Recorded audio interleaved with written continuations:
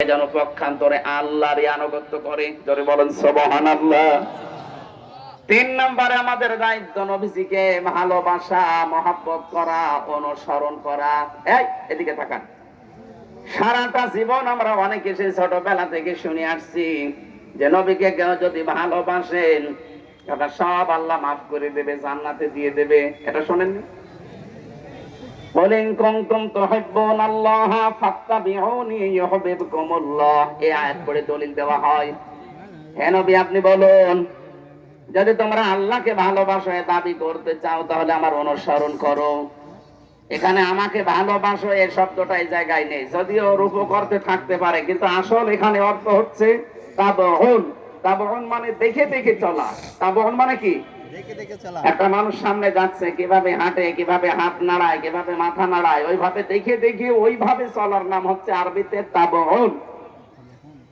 তাহলে আল্লাহকে ভালোবাসিয়ে দাবি পূরণ করার জন্য দেখে দেখে চলা লাগবে। বাবাকে না নবীকে? অনেকে তো বাবাকে দেখে দেখে চলতো, যে আমার বাবা এই স্বপ্ন দেখেছে আমিও এই নাই। বঙ্গবন্ধু সাহেবের একটাই শুধু দোষ ছিল, স্বপ্ন দোষ। সারা জীবন শুধু স্বপ্ন দোষ, যাই করেছে ওনার নাকি স্বপ্ন ছিল।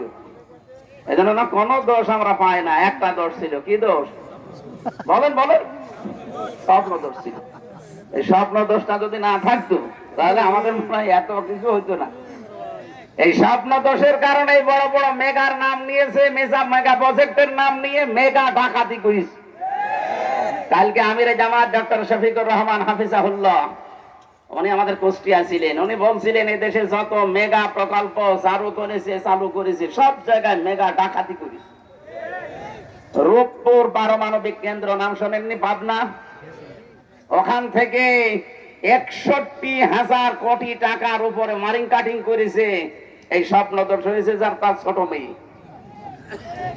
আল্লাহর ওলিরা দুইজন তো পালিয়েছে, খালি বড়টার নাম নেওয়া হয়। ছোটটা যে কত বড় ডাকাত ছিল, ছোটটার মেয়ের নামে এখন দুদকে অনুসন্ধান চলছে আমেরিকায়।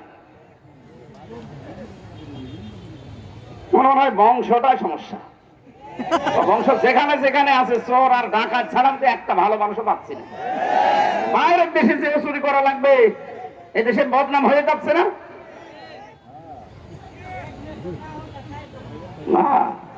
না গেলে খাইব কি? ঠিকই বলিস। আল্লাহর ওলি বুঝে হয়ে গেছে। আমরা না খেয়ে মরি। এই যে লোকটা চেহারার দিকে তাকান তো মনে হয় সারাদিন খাইনি, আর তাদের খাবারের কোনো অভাব নেই।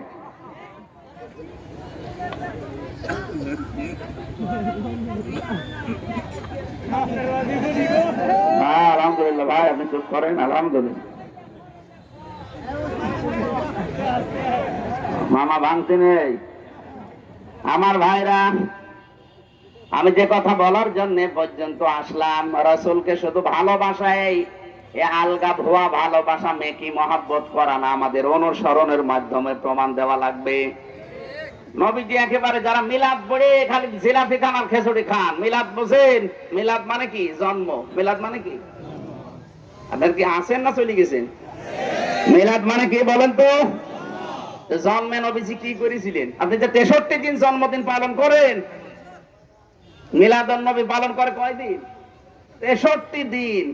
জন্ম হতে কি 63 দিন লাগে? কয়দিন লাগে? 1-1.5 ঘন্টা লাগে, না 10 মিনিট 5 মিনিট লাগলো। আপনি এতদিন ধরে মিলাদ পড়ছেন, তার মিলাদের প্রথম শিক্ষা কি ছিল?